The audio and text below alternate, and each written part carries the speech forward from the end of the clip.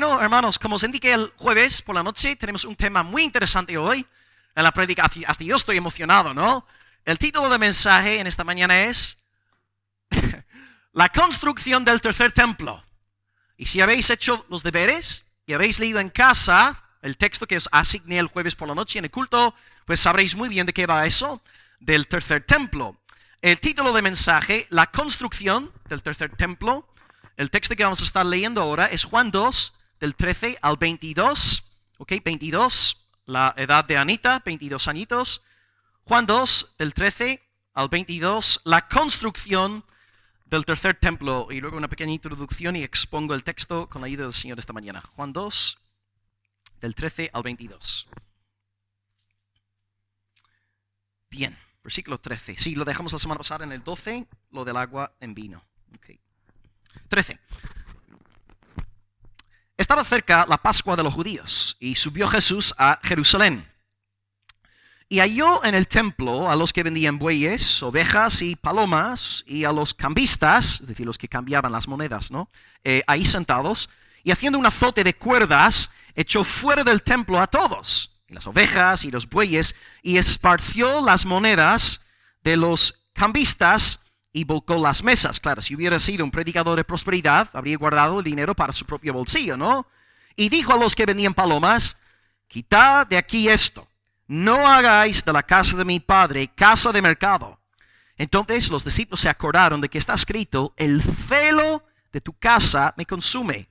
Y los judíos respondieron y le dijeron, ¿qué señal os muestras ya que haces esto?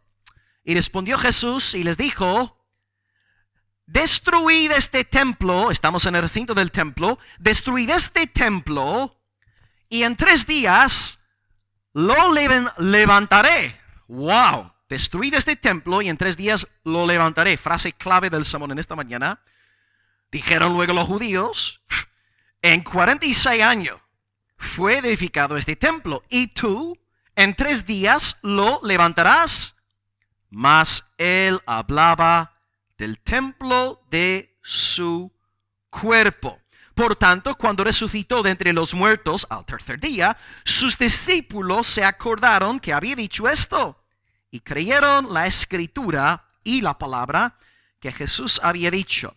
Ok, título de mensaje de nuevo, la construcción del tercer templo. Bien, repito un comentario que hice la semana pasada antes de empezar la predicación de hoy. Juan 2, Juan 3 y Juan 4 se pueden llamar Jesús hace nuevas todas las cosas. Lo que vamos a ver en Juan 2, 3 y 4 es que Jesús va aludiendo a instituciones, a figuras del Antiguo Testamento y las renueva enseñando que en él hay una nueva plenitud. Por ejemplo, empezamos esta sección la semana pasada con agua.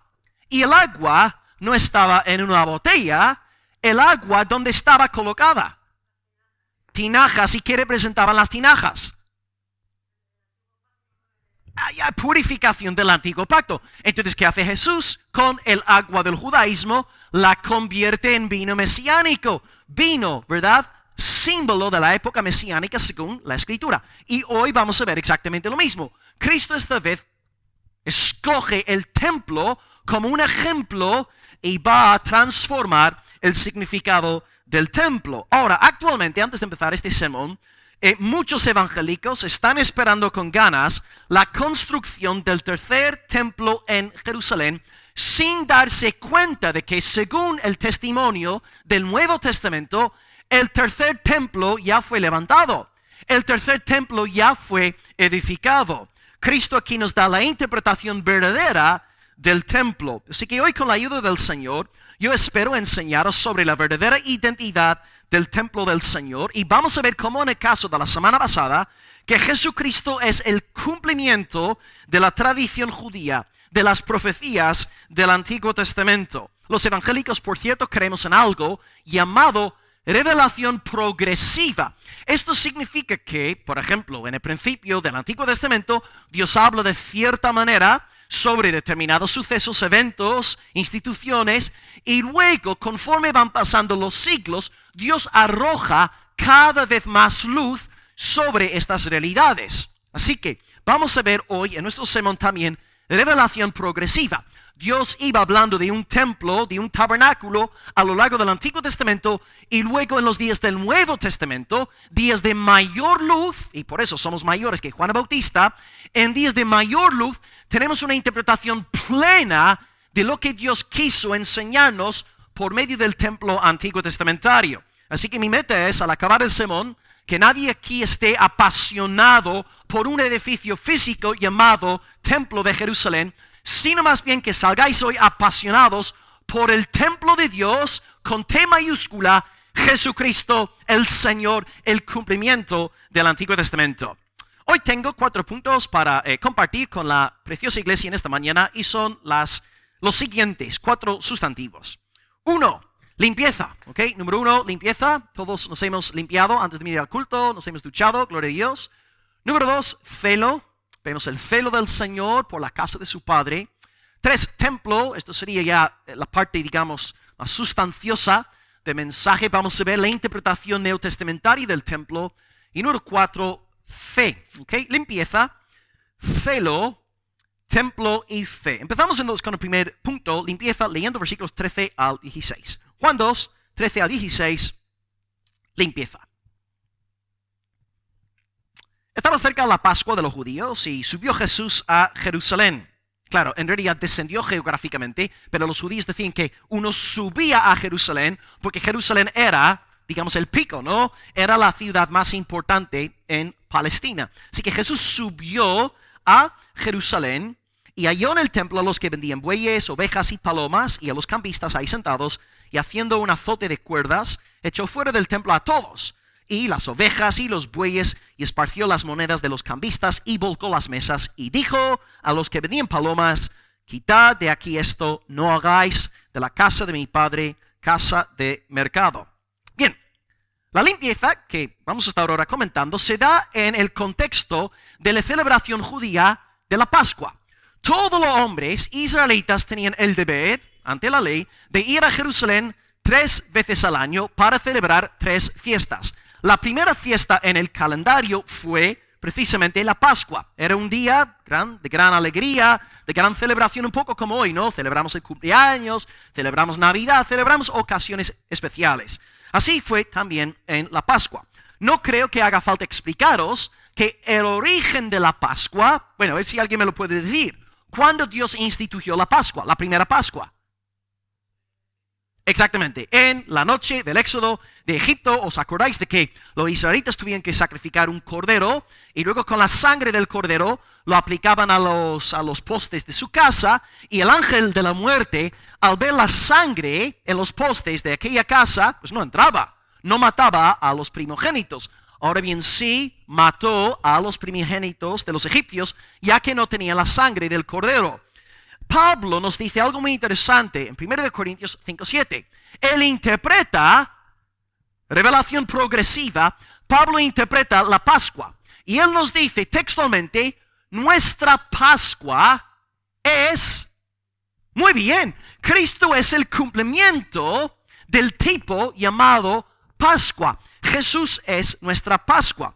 Y yo aquí tengo 5 paralelismos entre la Pascua y el Señor Jesucristo. Si luego, después del culto, se te ocurre otro paralelismo entre la Pascua y el Señor Jesucristo, estaría encantado de oírte, ¿no? Así que aquí tenéis 5 paralelismos. ¿Qué tienen en común la primera Pascua y el Señor Jesucristo?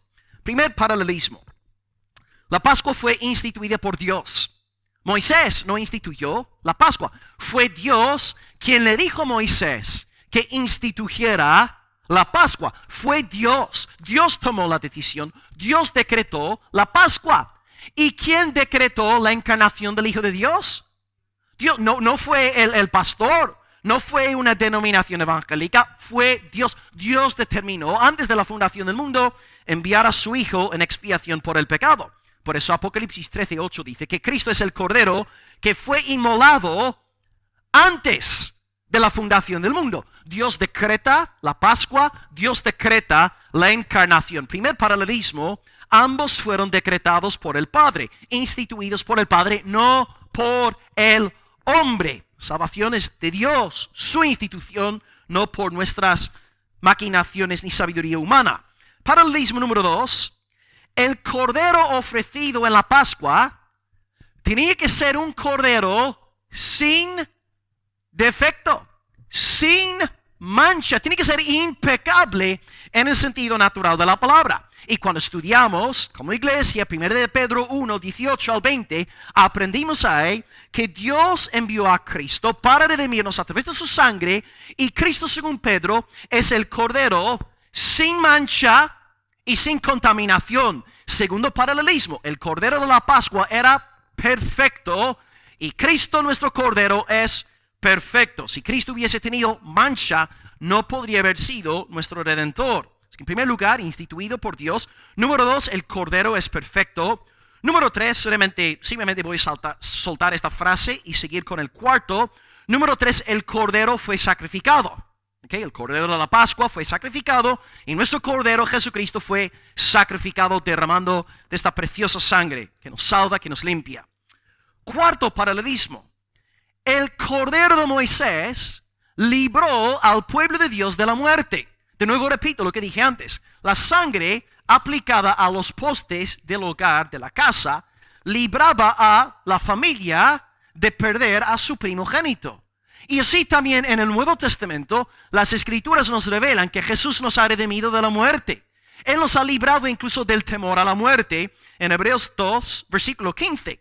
Jesús dice que si tú crees en Él, no morirás eternamente. Juan 11, versículo 26. Así que si tú tienes fe en Cristo, tienes vida eterna, no morirás eternamente, y al morir entrarás directamente en la presencia de Dios. Por ejemplo, Lucas 23, 43, de cierto te digo que hoy estarás conmigo en el paraíso. O sea, y hasta un creyente fallece, va directamente a la presencia del Señor. Y luego otro texto, 2 de Corintios 5, 8, Pablo dice, estar ausente del cuerpo es estar presente al Señor.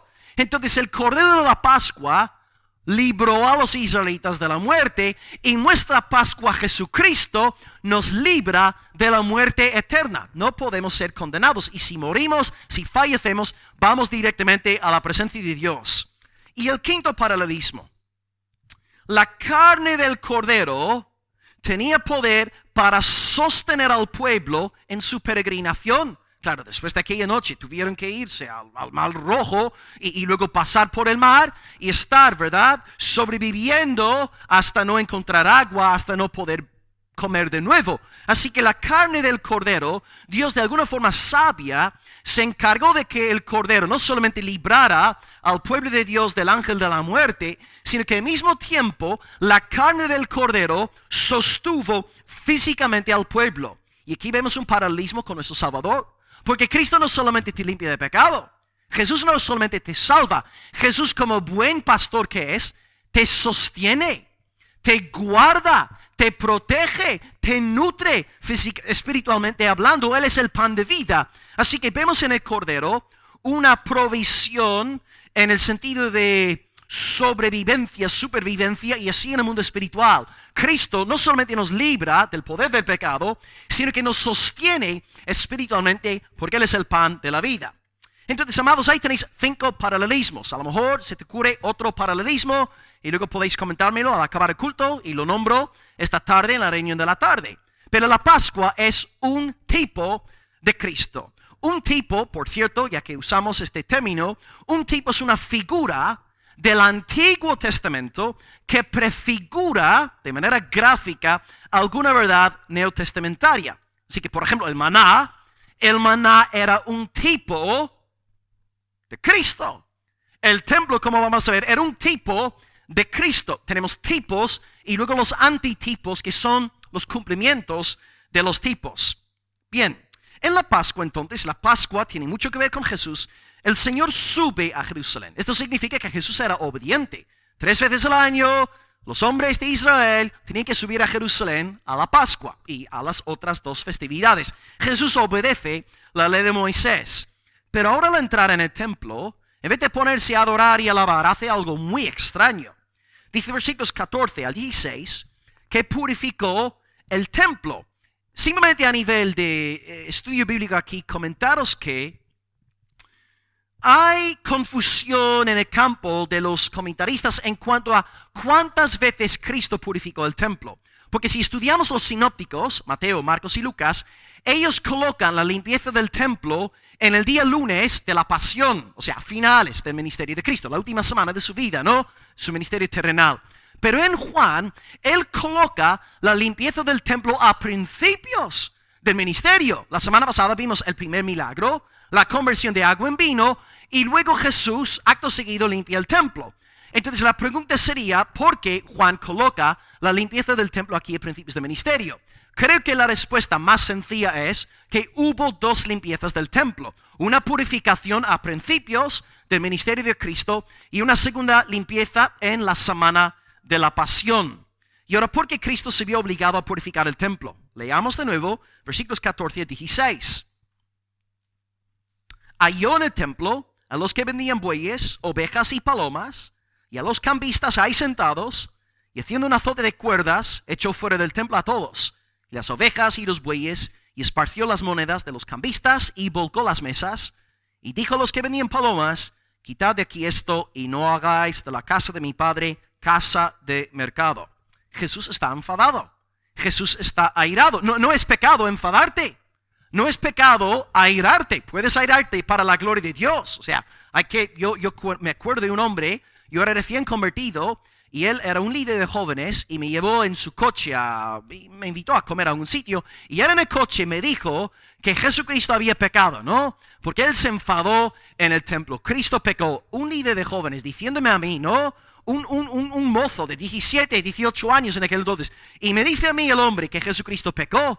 Y yo, pero esto no, aún en aquel entonces no te das cuenta que Dios te da discernimiento, te da la unción, porque sabes, esto no es así. Yo no puedo explicar lo del enfado en el templo, pero sé que este hombre no está diciendo la verdad. Jesús no pudo haber pecado. Podemos entender, hermanos, que es lícito enfadarnos por razones santas. ¿Y por qué está Jesús aquí enfadado? 3 razones. Razón número 1, Jesús está enfadado porque los sumos sacerdotes habían convertido la venta de animales en una estrategia de marketing religioso. Veréis, lo que pasaba en aquel entonces es que, por ejemplo, digamos que ahí está Paco y Paqui, y vamos a decir que ellos tienen un montón de ovejas y bueyes. Ellos van a ir a Jerusalén para ofrendar por sus pecados. Entonces Paco y Paqui lo que pueden hacer es ir a su jardín y coger un par de ovejas, un par de bueyes, y llevan los animales al templo, porque si no tienen que pagar por los animales. Pero los sumos sacerdotes eran muy listos. Como ellos querían hacerse ricos, ellos decían a los sacerdotes, lo que tenéis que hacer es encontrar imperfecciones en los animales de Paco y de Paqui. Porque claro, si los animales de Paco y Paqui tienen imperfecciones, ¿qué no podrán hacer con los animales en Jerusalén? No pueden sacrificarlos, y si no tienen animales, ¿qué tienen que hacer? ¿Comprar de dónde? Muy bien, listos, eran listos. Entonces habían convertido el mercado de animales en un negocio, vamos, impresionante, una estrategia, ¿no?, digna de los teólogos de prosperidad de nuestros días. Convertían el perdón de pecados en un asunto de dinero, o sea, eran bien listos. Rechazaban animales a posta con el fin de que los peregrinos comprasen de Jerusalén. Jesús estaba enfadado ante esta injusticia. O sea, los sacerdotes, en vez de ayudar a Dios, al pueblo de Dios, en vez de servir al pueblo, estafaba al pueblo de Dios, un poco como hoy, ¿no? Pastores en el púlpito que son llamados a enseñarnos la palabra, edificarnos, ¿no?, alumbrarnos con la palabra del Señor, y sin embargo muchos pastores estafando a la grey de Dios, la grey a la cual han sido llamados a edificar y bendecir. Impresionante. Así que Cristo está enfadado en primer lugar por la corrupción en el templo en cuanto a los animales. Razón número 2, el tema de las monedas. Paco y Paqui, ellos suben a Jerusalén, y como son ciudadanos del Imperio Romano, ellos manejan dinero romano. Pero cuando llegan al recinto del templo, ¿qué no pueden hacer con su dinero gentil? No pueden usarlo en el templo porque tiene la cabeza del César, y esto para los judíos es idolatría. Entonces los hermanos para poder entrar en el templo y comprarse animales. ¿Qué tienen que hacer con las monedas? Impresionante, ¿no? ¡Qué listos! O sea, esto no es algo que solamente se está dando en el siglo XXI. Hermanos, ya hace 20 años, pre-Facebook, pre-YouTube, pre-Internet, la gente era corrupta. La gente era mala. Pensamos hoy día el mundo está fatal. Hermanos, la gente también en el primer siglo era corrupta. Entonces, en efecto, el peregrino llega, no van a aceptar sus animales, se ve obligado a comprar animales del templo. Y menuda casualidad, para yo poder comprarme un par de bueyes, necesito cambiar mis euros a shekels, ¿no? No sé cómo se dice en castellano, en inglés es shekels, ¿no? El dinero que manejaban los judíos. Y claro, los cambistas, ¿cómo? Los cambistas de hoy, a ver, iglesia, ¿qué pensáis que hacían los cambistas al hacer el cambio de dinero? Sinvergüenzas. O sea, aquí una familia, ¿no? Yendo con ganas de adorar a Dios, tiene que comprar animales caros en el templo y encima cambiarse el dinero. O sea, impresionante, qué cruel. No, un sistema religioso que tiene que existir para bendecir al pueblo se convierte en un centro de opresión absolutamente terrible. Cristo estaba enfadado. Y la tercera razón por la cual estaba enfadado es porque los cambistas cambiaban las monedas y los vendedores de animales vendían los animales en una parte del templo. A ver, pregunta difícil. A ver si alguien sabe dónde vendían los animales y dónde cambiaban las monedas en el templo. ¿En qué parte del templo? ¿En un atrio? ¿En cuál atrio? Porque había dos. Muy bien. En el atrio de los gentiles. Entonces, nosotros somos gentiles, ¿no? 24 gentiles en esta mañana. No hay ningún judío aquí entre nosotros. Nosotros pues no tenemos acceso al atrio de los judíos, donde estaba todo, ¿no? Más o menos en silencio. Podían adorar a Dios. Pero tú y yo como gentiles asquerosos que somos, tenemos que quedarnos en el recinto de los gentiles y ni siquiera podemos adorar al Señor. Porque por un lado tenemos los ruidos de los animales.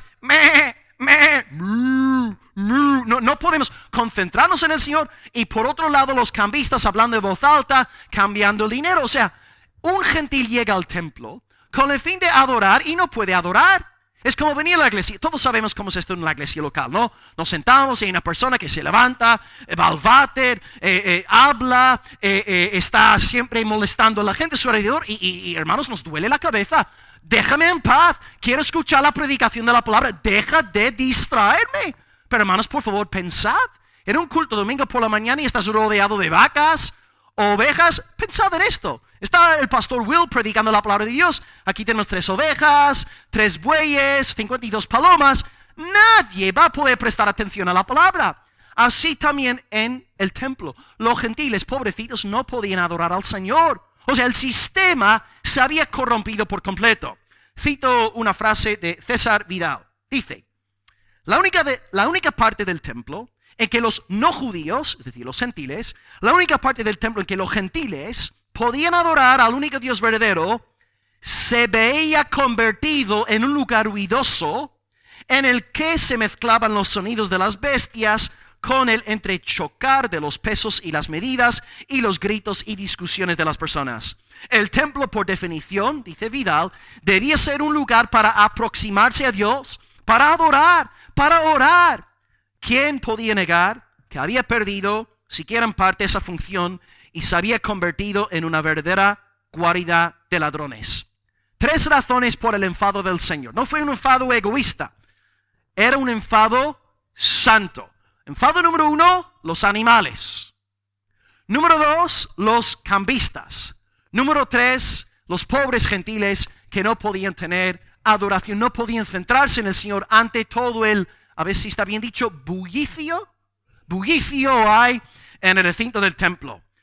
Y Dios con razón envió a su Hijo y Cristo dice, no hagáis de la casa de mi Padre casa de mercado. Esta casa tiene que existir para que la gente ore y busque a Dios. 2 palabras de aplicación antes de pasar al segundo punto. En primer lugar, amados, la casa del Señor, la iglesia de Dios, existe para nuestro Padre, no para la gloria de los hombres, no para su enriquecimiento personal, no para sus beneficios propios. Esta casa, esta iglesia existe para la gloria de Dios.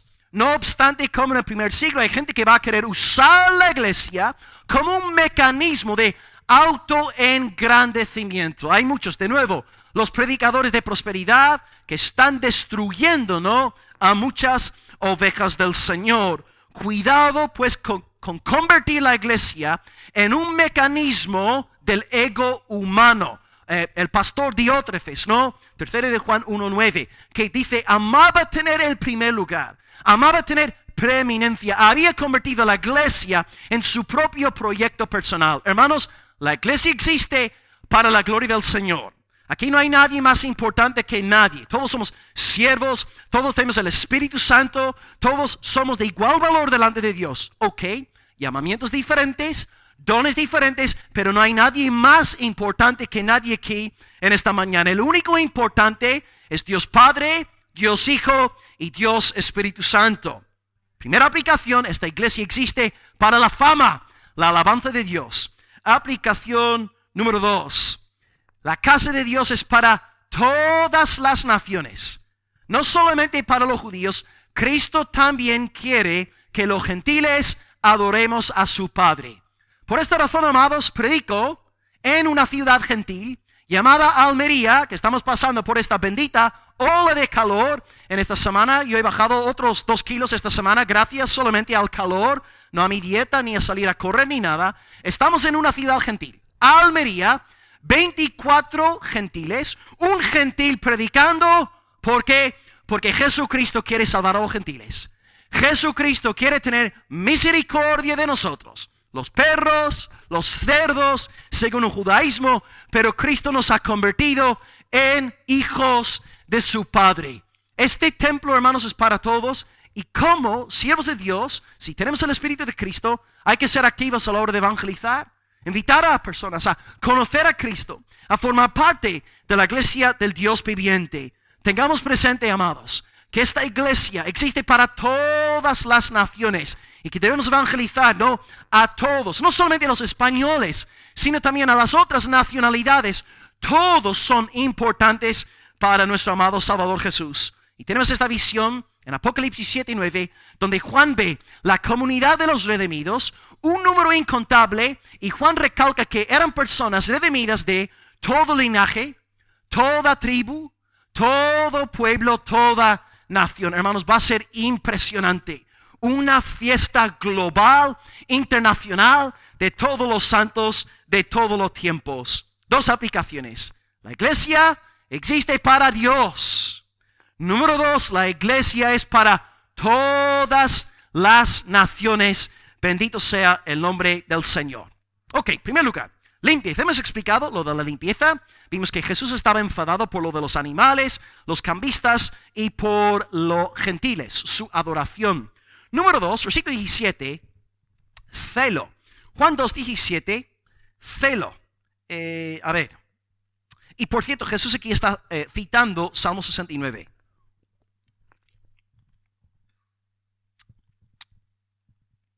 Entonces se acordaron, claro, los discípulos vieron la purificación del templo. Entonces se acordaron de que está escrito: el celo de tu casa me consume. ¿Ok? El celo de tu casa me consume. Este salmo que Jesús está citando es el Salmo 69 y versículo 9. Voy a leeros el contexto de esta frase para que lo ubiquemos bien y entendamos bien. ¿Qué es lo que Jesús aquí está diciendo?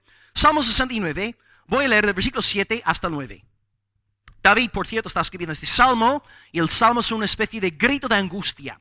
Dice David: por amor de ti he sufrido afrenta, confusión ha cubierto mi rostro, extraño he sido para mis hermanos y desconocido para los hijos de mi madre, porque me consumió el celo de tu casa, y los denuestos de los que te vituperaban cayeron sobre mí. ¿Qué está diciendo David? David amaba al Señor, amaba la casa de Dios, daba prioridad al Señor en su vida. Y este celo espiritual, esta pasión por Dios, produjo tensión en su familia, produjo malestar con otras personas que no daban prioridad a Dios en sus vidas. Así que ya para empezar, queridos hermanos, iglesia, tu familia no te va a rechazar si tú solamente te dedicas a orar por la noche antes de acostarte. Si tú vives un cristianismo así, no vas a tener dolores de cabeza, nadie se va a ofender contigo, no vas a tener problemas. Los problemas empezarán, la persecución empezará cuando tú empiezas a dar la prioridad a la palabra de Dios en tu vida. ¡Ay! Vas a sufrir. Tu fe tiene que tener obras, dice Santiago. Y si no estás dispuesto a sufrir afrenta en la familia por causa de la palabra, no has vencido al mundo. Pablo dice, si yo todavía agradara a los hombres, no sería siervo de Cristo. Todos, como cité la semana pasada, Jesús dice, no digo yo, Jesús dice, tú no puedes ser mi discípulo si no aborreces a tu esposa, si no aborreces a tus padres, si no aborreces a tus hijos, a tus hermanos. No puedes ser mi discípulo si no aborreces. Y con esto lo que Jesús está diciendo, Lucas 14, 26, por cierto la cita, Jesús está diciendo, yo tengo que ocupar el primer lugar en tu vida.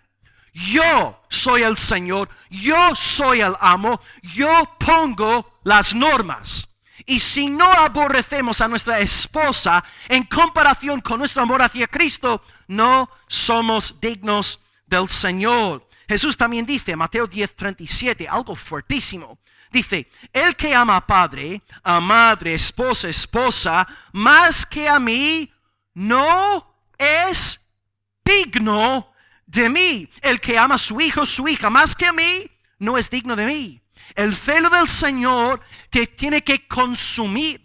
Tu familia tiene que ver en ti pasión por la palabra, convicciones. Un cristianismo blandengue no va a ayudar a ningún incrédulo. Necesitan ver fuego, pasión, entrega, convicción para la gloria del Señor. Cuando estaba pensando en este pasaje, enseguida me vino a la mente el libro de Ageo en el Antiguo Testamento. Es relativamente corto, tiene 2 capítulos y la tesis de Ageo es que después de la vuelta del exilio, los judíos volvieron a Tierra Santa. Pero tristemente en Ageo, las personas en vez de edificar la casa de Dios, dedicaban todo su tiempo a edificar sus propias casas. Reformas en la casa, muebles, nuevas posesiones, solamente pensando en comprar, pero no tenían ningún tipo de inquietud por la casa de Dios. No querían perder su tiempo en la iglesia, en servir a los hermanos, no. Ellos querían estar a gustico en casa, de reformas, con muebles, etc. Y Dios dice en Ageo 1, versículo 2, este pueblo dice, no ha llegado el tiempo de que la casa de Dios sea edificada. Y luego Dios pregunta a los israelitas en el versículo 4, ¿es para vosotros tiempo de habitar en vuestras casas artesonadas y mi casa está desierta? O sea, no está mal tener una casa artesonada, no está mal reformar tu casa, no está mal invertir dinero en tu casa, esto no está mal, pero está mal cuando das prioridad a tu casa por encima de la casa de Dios, porque ya tu casa se está convirtiendo en un ídolo, está desafiando la supremacía del Señor en tu vida. Y Dios luego dice, meditad sobre vuestros caminos. Versículo 5, meditad sobre vuestros caminos. Y Dios agrega en el versículo 6, sembráis mucho y recogéis poco. Coméis y no os saciáis. Bebéis y no os quedáis satisfechos. Os vestís y no os calentáis. Y el que trabaja a jornal, recibe su jornal en saco roto. Dios está diciendo, yo no voy a bendecir a los vagos. Si tú no quieres tomar en serio las cosas de mi reino, si estás poniendo tu propia casa, todas las otras cosas por encima de mi casa, mi reino, mi nombre, mi palabra, no os voy a bendecir. Y vais a vivir como estos de la generación de Ageo, completamente insatisfechos. No tenían gozo, no tenían felicidad, no disfrutaban de la sonrisa del Padre sobre sus vidas. Y más adelante, Dios dice que yo voy a enviar una gran sequía sobre el país, porque habéis pasado olímpicamente de mí. No vais a tener más trigo, ni vino, ni aceite. ¿Por qué? Porque sois vagos. porque sois perezosos, porque no tenéis celo por mi casa. Vuestro celo es un celo 100% doméstico. Os preocupáis por vuestra casa, vuestra familia, y no os ponéis a pensar en mi reino y en mi santa voluntad. Amados, cuidado con la pereza espiritual. Cuidado con deificar cosas buenas, tales como la familia. Cuidado con deificar cosas buenas, porque si las llegamos a deificar, pues estamos de nuevo desafiando al Señor Dios Todopoderoso. Tristemente, no vemos incluso en nuestros días, muchas personas pasan olímpicamente de los mandatos del Señor. Ni siquiera se congregan, ¿no?, los domingos por la mañana por diferentes motivos, porque hay otros deseos en su corazón. No dan el primer lugar al Señor. Y este fenómeno, ¿no?, de no congregarse es tan antiguo como la iglesia primitiva. En Hebreos 10, versículo 25, el autor de Hebreos, no sé quién fue, pero él tuvo que decir en el primer siglo, en la iglesia apostólica tuvo que decir: no dejando de congregaros como algunos, en el primer siglo. Lo dijo en la iglesia apostólica. Yo sé que hay muchos pastores en las redes en esos días que están lamentando los efectos de la pandemia, que muchas personas empezaron a usar el COVID como un pretexto para ya apartarse de la iglesia y no han vuelto a reunirse. Pero bueno, en gran parte ha servido, ¿no?, para que las cabras se vayan marchando, que también a veces es una bendición, también, ¿no?, nos libra de muchos dolores de cabeza. Pero vemos que desde la iglesia primitiva en adelante siempre han existido estos conflictos entre el celo por la casa de Dios y otras cosas que pueden ser buenas, pero cuando las cosas buenas se convierten en más importantes que la voluntad de Dios, estas cosas buenas llegan a ser pecado. Que nos examinemos en esta mañana. Te pregunto, hermano, ¿hay celo en ti? ¿Hay pasión en ti? ¿Hay entusiasmo en ti? Tu familia, todos aquí tenemos familia no conversa, ¿tu familia ve en ti compromiso con Dios? ¿Convicciones bíblicas? ¿Te ven como un creyente fuerte en el Señor? ¿Con sobriedad y peso? Si tú tienes celo por la gloria de Dios, tarde o temprano vas a ser rechazado. David fue rechazado. Jesucristo fue rechazado, pero da igual, porque el celo de la casa del Señor es más importante que los aplausos del ser humano. Y aunque mi padre y mi madre me rechazaron por yo servir la casa de Dios, con todo el Señor me recogerá. Salmo 27, 10. Pon al Señor en primer lugar. Da prioridad a Dios, a su palabra, a sus ordenanzas. Que el celo de tu casa, que el celo de la casa del Padre te consuma para la gloria del Señor. Oh, que Dios entre nosotros encienda hoy pasión por su nombre, pasión por su casa, y que todos podamos decir: amado Padre, el celo de tu casa me consume. Te amo, Señor, y quiero servirte. Ok, limpieza, celo, Salmo 69, y ahora la parte más sustanciosa y la parte más contracultural del mensaje. Porque, de nuevo, en los medios de comunicación evangélicos, cada vez que hay una noticia relacionada con un supuesto nuevo templo en Jerusalén, wow, comparten la noticia, miles, millares de likes, de compartidos, ¿verdad? Y vamos a ver lo que dice Juan sobre la verdadera identidad del templo. Un hermano, por favor, leyendo Juan 2, del 18 al 21. Juan 2, 18 al 21, y hablaremos ahora del templo.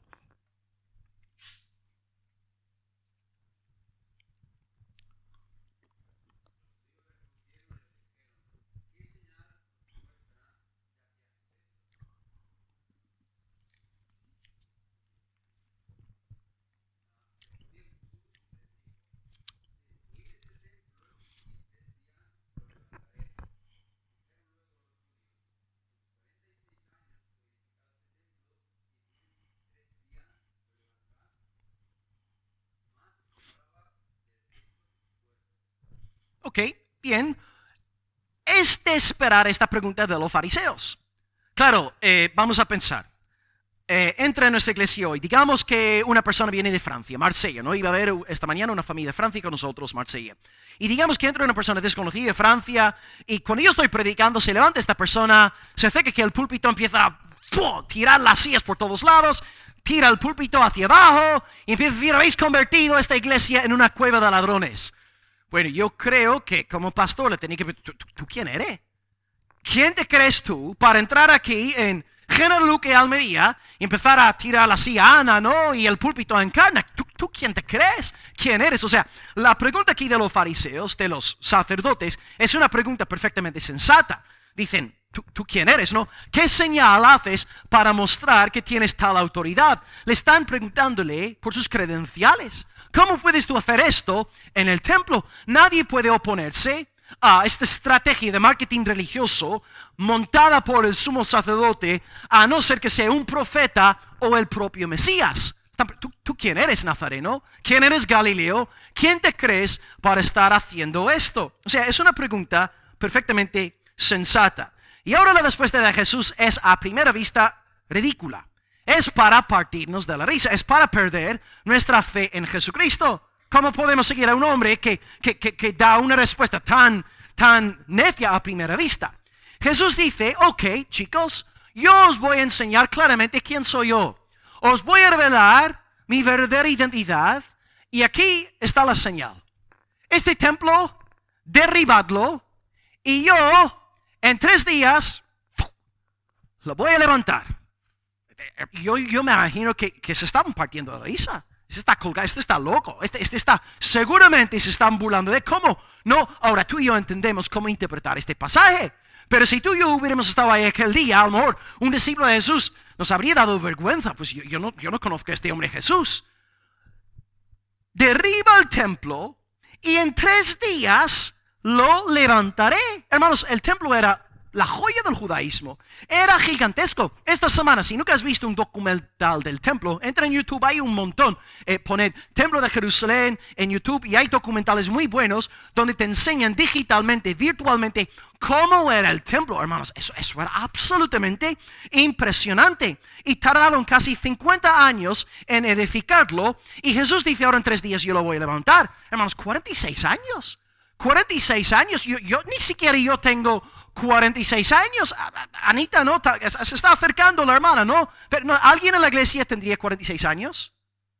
Carolina, ¿ok? Entonces, cuando la hermana Carolina nació ahí en bendita Hungría, hasta este punto de su vida, empezaron a construir hace 46 años su nacimiento y hoy acaban la construcción.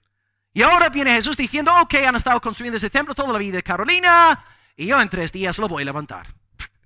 Hermanos, esto es absurdo. No sé qué adjetivo usar. Con razón se metían con él. Pero la clave para interpretar está en el versículo 21. Juan nos agrega una nota editorial para que podamos interpretar este texto correctamente. Versículo 21, Juan agrega, Jesús hablaba del templo, pero no el templo de Jerusalén. Él hablaba del templo de su cuerpo. Entonces Jesús está diciendo que el templo tiene un nombre y el nombre del templo es Jesucristo es el templo. Porque vamos a pensar, ¿en qué año, iglesia, fue derribado el templo que estaba ahí levantado? En el año 30, en los días de Jesús. En el año 70. Ahora, en el año 70 Jesús estaba a la diestra del Padre. ¿Volvió Jesús al tercer día en el año 70 para levantar el templo? No lo hizo, porque Jesús no estaba hablando literalmente. Y aquí tenemos un problema con mucha interpretación escatológica. Intentamos interpretar cosas de manera literal cuando Cristo quiere darnos una interpretación simbólica. Por ejemplo, Jesús te dice, yo soy la puerta. Si tú interpretas esta expresión literalmente, es que tienes los cables, ¿no? mal puestos. O sea, ¿quién va a interpretar a Jesús literalmente? Jesús no es literalmente una puerta, pero Jesús es puerta en el sentido simbólico de la palabra, porque a través de Jesús entramos en la casa del Padre, disfrutamos de comunión. Y aquí lo mismo. Jesús literalmente hablando, por favor, no es un templo. Si tú piensas que Jesucristo es literalmente, estás mal de la cabeza. Pero espiritualmente hablando, simbólicamente hablando, Jesús es el templo. Y Él dice, al tercer día, yo levantaré el templo. Esta pregunta ya es muy fácil, que nadie se equivoque aquí. Cuando Jesús dice, amada Carolina, cuando Jesús dice, el tercer día, yo voy a levantar este templo, ¿a qué está aludiendo? ¡Wow! ¡Aleluya! ¡Gloria a Dios! Entonces la interpretación no es, el templo físico de Jerusalén. La interpretación es la interpretación espiritual, simbólica. Jesús es el templo. Y Jesús se levantará a sí mismo al tercer día. Curiosamente en la Biblia, por cierto, dato aparte, a veces en el Nuevo Testamento la resurrección se le atribuye al Hijo, como aquí, y en Juan 10:17 Jesús dice, yo tengo poder para poner mi vida y para volverla a tomar. Se da a entender que Jesús mismo es quien se resucita a sí mismo, pero luego hay otros pasajes donde el Padre es quien resucita al Hijo en el poder del Espíritu Santo. En realidad no hay ningún conflicto, simplemente entendemos que el Dios Trinitario obra en armonía. El Padre siempre obra con el Hijo siempre obra con el Espíritu Santo. Hay una hermosa armonía en la deidad. Bien, a nivel teológico es imprescindible darnos cuenta de lo que está pasando aquí en nuestro texto. En capítulo 1 de Juan, vimos una larga lista de títulos mesiánicos que se cumplieron en la persona de Jesús. También, por cierto, en capítulo 1 de Juan, Juan dice que Jesús es el tabernáculo. ¿Os acordáis? Aquel verbo se hizo carne y habitó entre nosotros. En griego, Juan dice, aquel verbo se hizo carne y tabernaculizó entre nosotros. Jesús es el tabernáculo. Ahora en capítulo 2, Jesús convierte el agua judía en vino mesiánico. Y ahora siguiente pasaje, el templo, Jesús es el templo. ¿Veis lo que Juan está haciendo? Está usando la tradición antiguo testamentaria, diciendo Jesús cumple esto, Jesús cumple otro. Jesús es el cumplimiento de toda la tradición antiguo testamentaria. Ya os dije que la Pascua también era un tipo del Señor Jesucristo. Cristo pues es el templo de Dios. Cristo es el tercer templo. Juan nos lo dice categóricamente en el versículo 21. Él hablaba del templo de su cuerpo. Es importante también recordar que Juan redactó Apocalipsis. Así que cuando leemos el libro de Apocalipsis y está hablando de un gran templo glorioso, Juan ya nos ha dado la pauta hermenéutica para interpretar correctamente la alusión al templo. El templo es Jesucristo. Él es el Rey de todo. Y esto significa, amados, que en esta mañana todo el Antiguo Testamento está apuntando hacia Cristo. Anoche nos levantamos, digamos, a las 2 de la madrugada porque hace un calor, estamos sudando, no puedo dormirme, estoy a esta ola de calor, por favor, como si estuviéramos en Sevilla o Granada o Córdoba. Y nos levantamos a las 2 de la mañana pensando, bueno, voy a salir a pasear porque estoy reventado, a ver si me canso dando una vuelta y vuelvo a dormirme. Y ya que está oscuro por la noche, sacamos tradicionalmente la antorcha. Hoy día sacamos el móvil, ¿no? Y usamos ¿cómo se llama esto? La linterna, ¿verdad? Y usamos la linterna para enseñarnos el camino. Y esto es exactamente lo que es el templo, lo que es la Pascua. Eran antorchas, eran linternas que alumbraban el camino del Antiguo Testamento. Volvemos al ejemplo de Juan. El Antiguo Testamento hablaba de muchas figuras, de muchos tipos, de muchas instituciones, y eran como linternas apuntando hacia algo. Pero si tú hoy después del culto, es la 1:20, si tú sales a caminar hoy, después del culto a las 2 de la tarde, ¿hace falta llevar una antorcha? ¿Hace falta llevar la linterna del móvil? ¿Por qué no? Luz del sol, o sea, ya estás en plena luz del día. ¿Veis? Entonces, el Antiguo Testamento es una antorcha. El Antiguo Testamento es una linterna de móvil. El Nuevo Testamento es el sol en toda su gloria. Y entonces nosotros tenemos la interpretación apostólica de la Pascua, del tabernáculo, del templo, Jesucristo, Jesucristo, Jesucristo. Ellos estaban dando testimonio del Señor. Y es más, Jesucristo es infinitamente mayor que el templo. Hay un texto que tienen escrito en la iglesia del pastor Israel Sanz en Córdoba, si habéis estado ahí en el templo, y pone Mateo 12, versículo 6, lo citan desde Lucas, pero está también en Mateo 12, 6, dice, uno mayor que el templo está aquí. Hermanos, yo no necesito ver un templo en Jerusalén edificado, porque yo tengo el que es mayor que el templo. Yo tengo a Jesucristo. El templo estaba apuntando hacia Jesús. Cada vez que alguien iba al templo, el templo estaba predicando, diciendo, viene Jesús, viene Jesús, viene el verdadero templo. Yo soy como un Juan el Bautista, apuntando hacia la llegada del sol de justicia. Jesús pues es el templo par excellence, ya que iban a ver franceses aquí en esta mañana. Cristo es el tabernáculo por excelencia. ¿Y cómo puede Jesús ser considerado como un templo? Porque, querida iglesia, ¿qué hubo en el tabernáculo y qué hubo en el templo que no hubo en ningún otro sitio de la tierra? Amén, a presencia de Dios. Aleluya, presencia de gloria de Dios, hermanos. Estaba ahí en el tabernáculo, estaba ahí en el templo, y según la revelación más plena del Nuevo Testamento, ¿quién es la personificación de la gloria de Dios?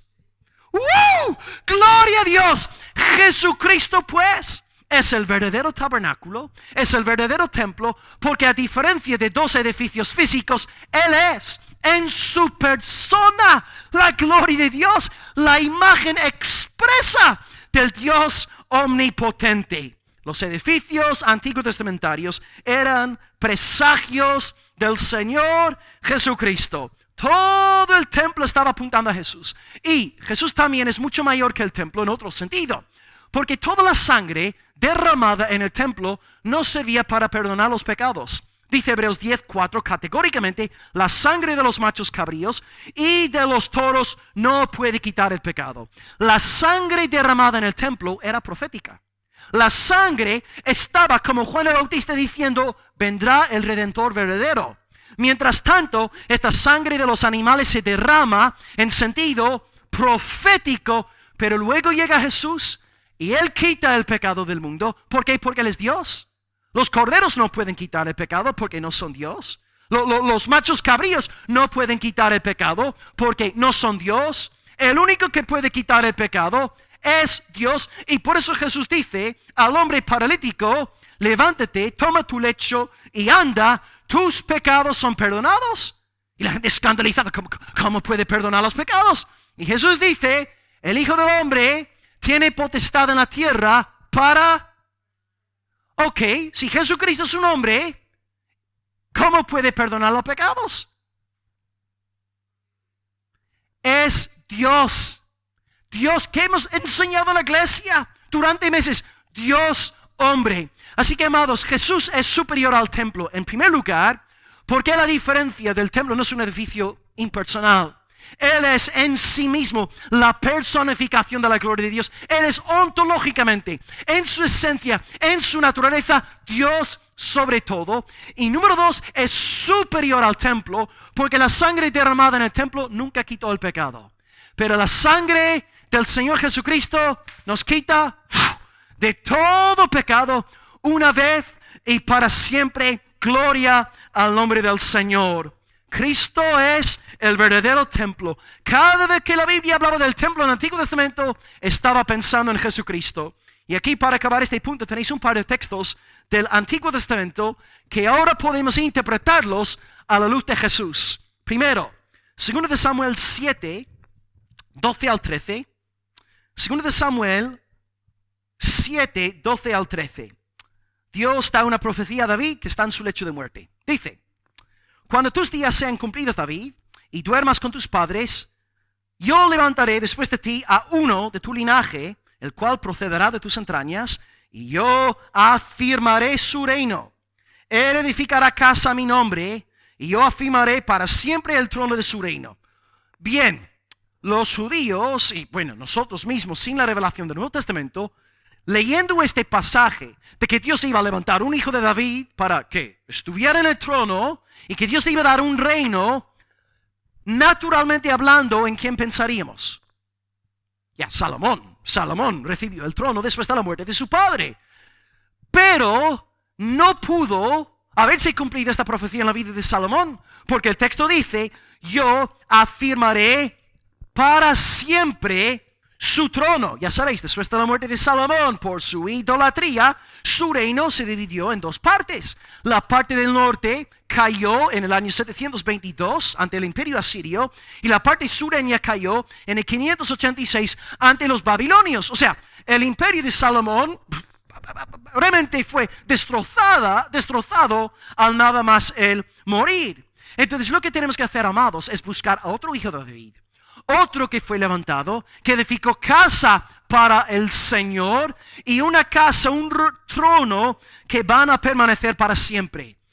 El verdadero cumplimiento de la profecía, pues, es Jesucristo.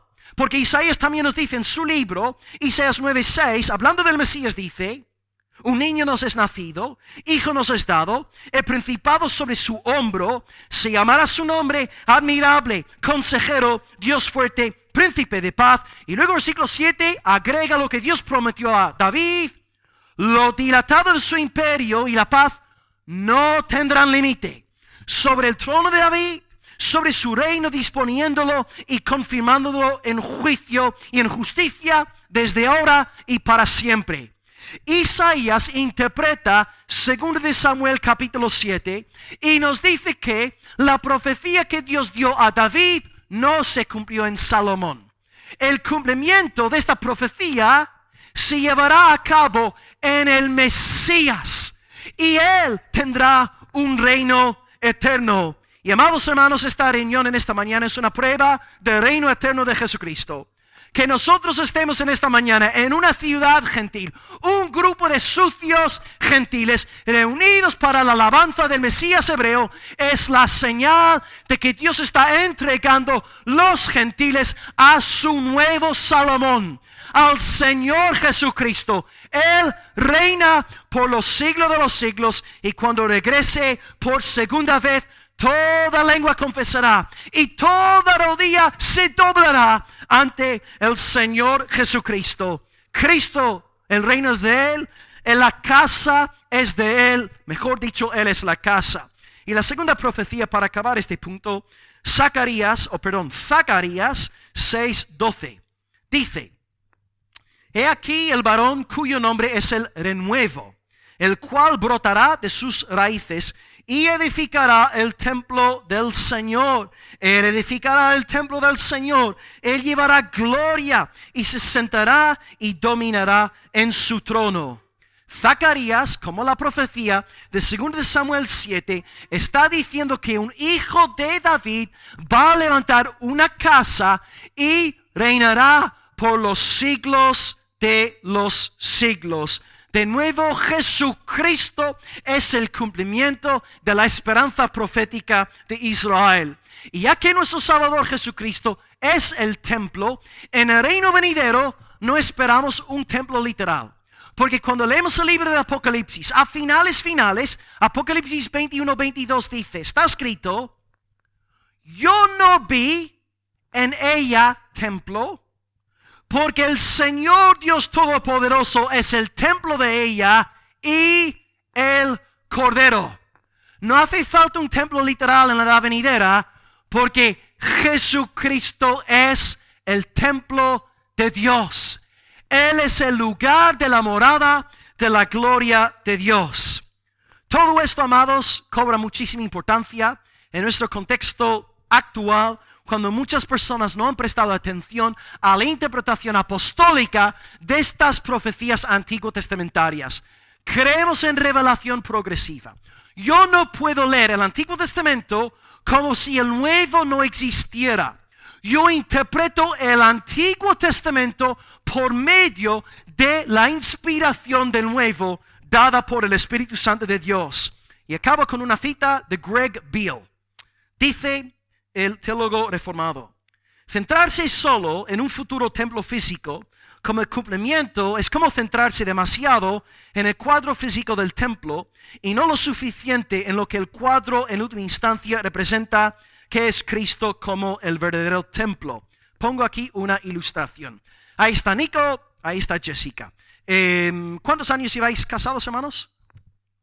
11 años, gloria a Dios, muy bien. Ok, digamos que Nico al casarse con Jessica estaba en la mili, lo que sea, él estaba un año, ¿no?, apartado de su amada esposa y tenía una foto, ¿no?, de Jessica, y todos los días antes de acostarse por la noche miraba la foto, le daba un besito, ¿verdad? Te amo. Y claro, porque la foto representa a Jessica. Ahora, la foto no es Jessica, pero la foto representa a su amada.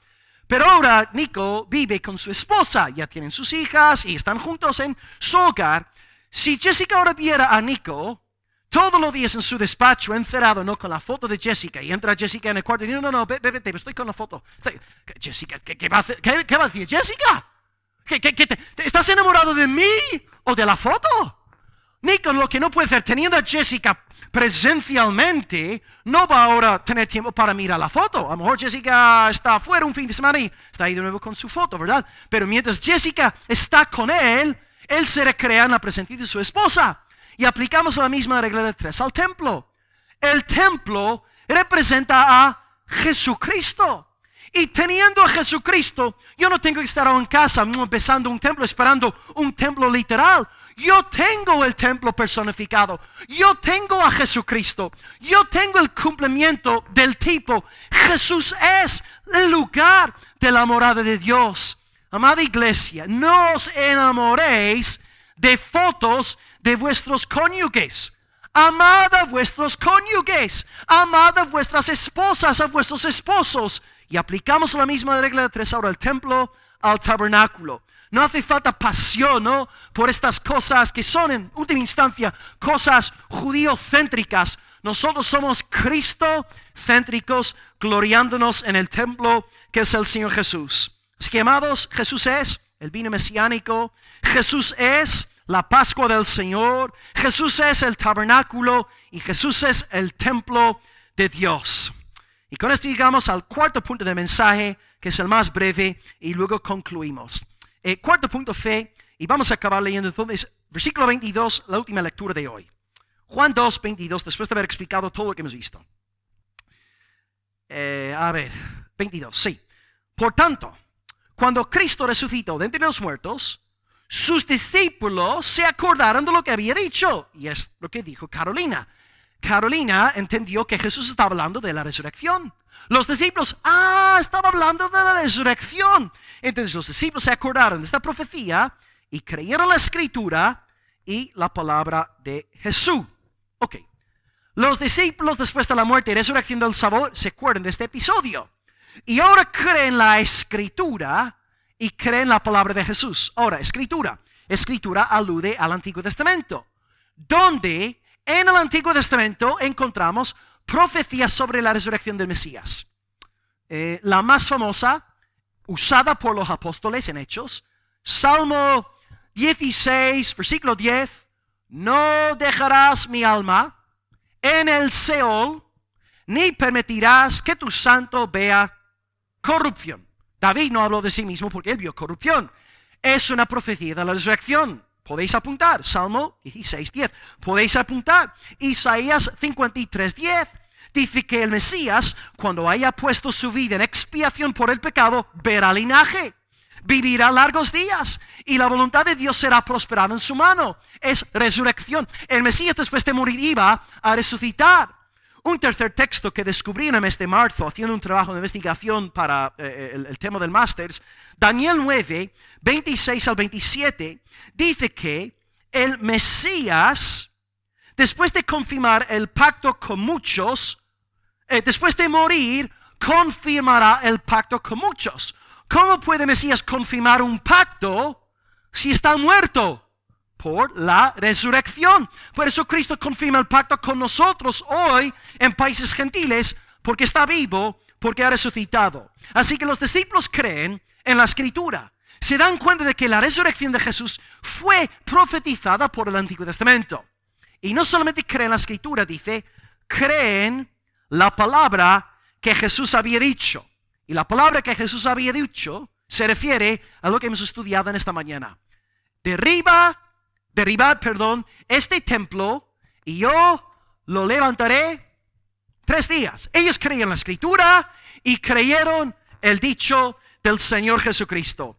Así que Jesús, a diferencia de Lázaro, del hijo de Jairo, del hijo de la viuda de Naín, ellos fueron resucitados para luego volver a morir. Pero Cristo resucitó para vivir por los siglos de los siglos. Y Él permanece para siempre. Aleluya. Él resucitó en el poder de una nueva vida. Jesús, pues, a través de su resurrección demuestra claramente que Él es el Mesías. Volvamos al episodio del templo. ¿qué señal haces para mostrar tu autoridad? Yo me levantaré al tercer día. Yo os daré una prueba indubitable de que yo soy el escogido del Padre, el Mesías, el Hijo eterno de Dios. Así que hoy, amados hermanos, ya que tenemos a Jesucristo, el bendito tesoro celestial entre nosotros, ya que Él es mayor que el templo, ya que Él es infinitamente superior a cualquier cosa que haya en las Escrituras, acerquémonos hoy con amor, con adoración, con entrega a Cristo. Y vosotros que no sois del Señor Jesús, a través de la muerte en la cruz y a través de la gloriosa resurrección al tercer día, podéis recibir la vida eterna y el perdón de todos tus pecados. La sangre de los animales no puede limpiarte, pero la sangre del Dios hombre te puede limpiar una vez y para siempre.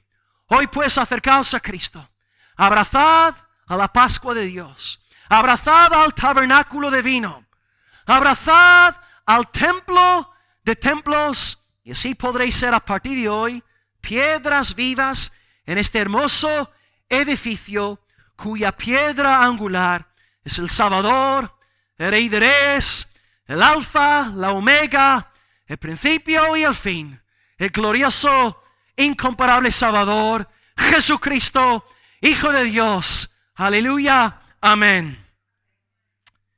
Concluimos pues y luego oramos. Hoy hemos visto 4 puntos y espero que el texto ahora resulte más claro después de haber predicado hoy al respecto. En primer lugar, limpieza. Jesús limpió el templo por 3 razones. Estaba enfadado por lo de los animales, lo de las monedas y luego la adoración de los gentiles. Cristo limpió el templo y era su deber porque era Mesías. Número 2, hablamos de celo. Cristo, como David, Salmo 69, colocó al Padre en primer lugar en su vida y esto causó escarnio, vituperio, rechazo, como va a pasar con nosotros si damos prioridad a Dios en nuestras vidas. Nuestras familias no tardarán en rechazarnos, pero de nuevo tenemos que acordarnos de que Él es más importante que la aprobación del ser humano. Y también, hermanos, acordémonos de Ageo. No invirtamos todo nuestro tiempo, todo nuestro dinero en nuestras casas, olvidándonos de la casa del Señor, la iglesia de Dios. Número 3, templo, la parte más importante del mensaje a nivel hermenéutico. Hemos dicho que Juan identifica el templo con Jesucristo. Él es el verdadero templo. Así que ya no esperamos la manifestación de un templo físico en el futuro. Si los judíos consiguen levantar un templo en el futuro, pues bien por ellos, pero no tenemos semejante promesa en el Nuevo Testamento. Cristo es el templo y en la edad venidera no hará falta más templo porque Jesús es en su persona la encarnación, la personificación de la gloria de Dios. Y finalmente, número 4, fe. A través de la resurrección de Cristo, los discípulos creyeron en Él, vieron la señal, creyeron en su Señor y creyeron en la Escritura. Salmo 16, Isaías 53, Daniel capítulo 9.